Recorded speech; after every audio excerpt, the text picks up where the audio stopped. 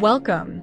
In this video, I will show you not only how to create announcements, but also see how to have them run on a scheduled date for future release as well.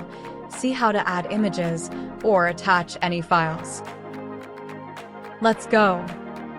Announcements in courses are visible to just those students enrolled.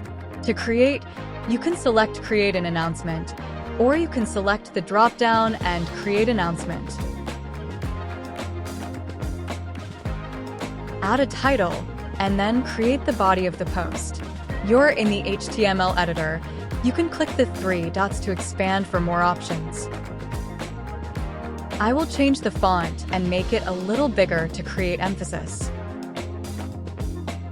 Next, let's add a picture. Place the cursor where your image should appear. Click Insert Image icon.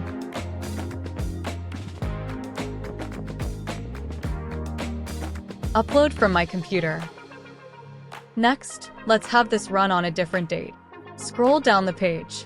In the Availability area, select the date and time you want your post to appear.